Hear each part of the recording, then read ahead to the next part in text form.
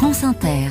Il est 5h13, les chroniques littorales nous invitent à un voyage sous-marin. Bonjour José-Manuel Lamarque. Bonjour Mathilde Munoz. Et ce, grâce à la Cité de la mer de Cherbourg. La Cité de la mer de Cherbourg, c'est un rendez-vous pour découvrir ce monde marin et océanique. Et pour la trouver, en ville, dirigez-vous vers le port, à la gare maritime transatlantique, d'où partaient les grands paquebots naguère.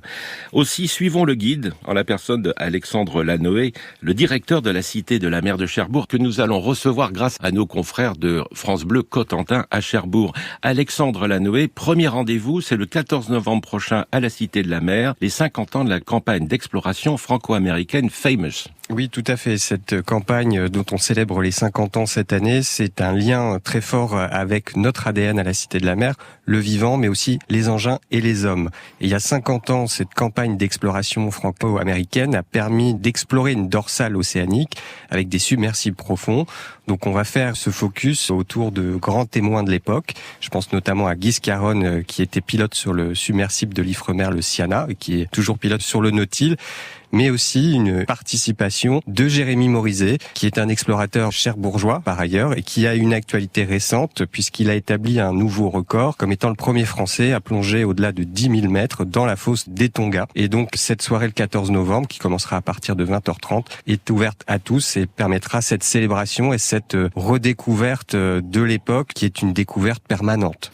Alors, vous avez inventé un néologisme, puisque la Cité de la mer est la maison des océanautes du monde entier. Les océanautes, en fait, comme le disent par ailleurs les scientifiques, et ils ont totalement raison, il n'y a qu'un seul océan qui nous relie tous, puisque c'est 70% par ailleurs de la surface du globe. Et ce néologisme nous paraissait le plus approprié. Et ce qui nous relie tous, c'est le vivant, c'est cet émerveillement, mais c'est aussi à la fois tout ce qu'on peut en tirer dans le bon sens du terme, et tout le respect et la protection et la préservation que l'on doit.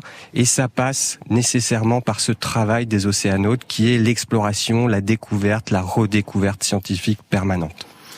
Un nouveau parcours qui est sur écoute. Alors là aussi, vous allez nous expliquer, Alexandre, ce qu'est ce parcours océan sur écoute. Ce parcours océan sur écoute, c'est le parti pris que, contrairement à ce que disait Jacques Cousteau, ce n'est pas le monde du silence, l'océan ou la mer. C'est un monde qui est rempli de sons divers et variés, que ce soit des sons naturels, liés par exemple à des séismes sous-marins ou à des frottements d'iceberg, mais aussi des sons biologiques avec les animaux.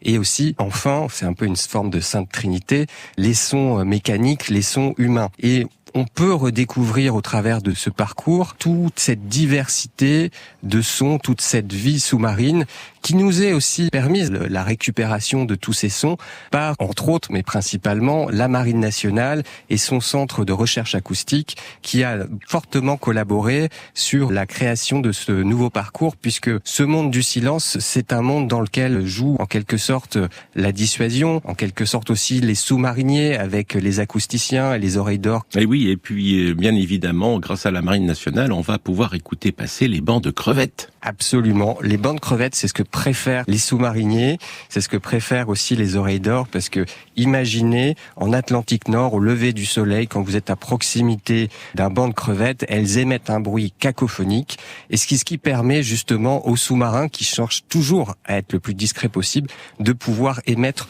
des sons un peu plus mécaniques, parce que c'est un engin complexe, un sous-marin, qui nécessite parfois de faire du bruit. Lanoé Lanoé, rendez-vous à la Cité de la mer à Cherbourg. Tout à fait. On est ouvert toute l'année, sauf au mois de janvier. Venez quand vous voulez, vous serez accueillis à bras ouverts. Merci Alexandre Lanoé. Un site internet citédelamer.com, et je remercie nos amis de France Bleu Cotentin qui nous ont permis cette interview avec le directeur de la Cité de la mer, Alexandre Lanoé. Bonne journée Mathilde Munoz. Bonne journée José-Manuel Lamarque.